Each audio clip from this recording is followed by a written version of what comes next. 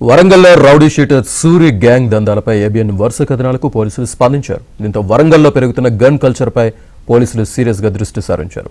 Rowdy sheeter Suri గ్యాంగ్ను అదుపులోకి తీసుకున్న పోలీసులు ఇవాళ మీడియా ఎదుట ప్రవేశపెట్టనున్నారు.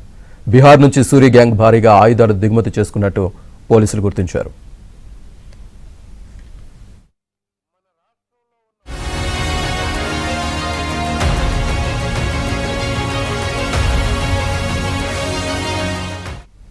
భూపాలపల్లి ములుగులో సూరి గ్యాంగ్ దందాలు చేస్తున్నట్లు గుర్తించారు. భూపాలపల్లిలో లారీ డ్రైవర్ పెట్రోల్ బంక్ యజమాని బెదిరించిన ఘటనలో రౌడీ షీటర్ సూరి గ్యాంగ్పై ఇప్పటికే పలు సెక్షన్ల కింద కేసు నమోదు చేశారు. ఇప్పటికే రౌడీ షీటర్ సూరిపై 39 కేసులు, 3 పీడీ యాక్ట్ కేసులు ఉన్నాయి. గత నెల 5న సూరికి హైదరాబాద్ నగర బహిష్కరణ గడువు ముగిసింది. దీని గురించి మన సిపి సార్ ఇన్స్ట్రక్షన్ ప్రకారం తొందరగా టీం ఫార్మ్ అయింది. మన CI Shyampet, SI Shyampet and task force కింద తొందరగా టీం ఫామ్ అయింది. అప్పటి నుంచి వీళ్ళు ఎఫర్ట్ పెడుతున్నారు. కానీ నిన్న 6 నవంబర్ 2025కి వీళ్ళకి పట్టుకోవడం జరిగింది.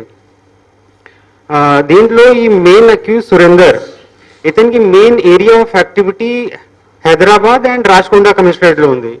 ఇతని మీద దాదాపు 45 కేసెస్ ఉన్నాయి, 46 కేసెస్.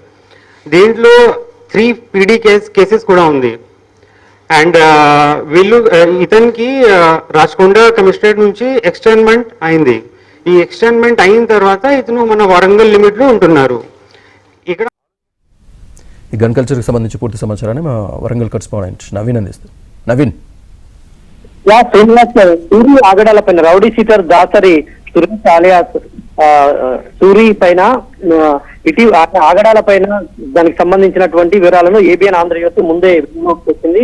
ఈయన మోస్ట్ వాంటెడ్ క్రిమినల్ అని హైదరాబాద్ లో ఈయన పైన ఇప్పటికే 39 కేసులు నమోదయ్యాయని, 3 పీడీ యాక్ట్లు, అక్కడ నగర బహిష్కరణకు గురయ్యారన్నటువంటి విషయాన్ని కూడా ఏబిఎన్ ఆంధ్రజ్యోతి ముందే వెలుగులోకి తెచ్చింది.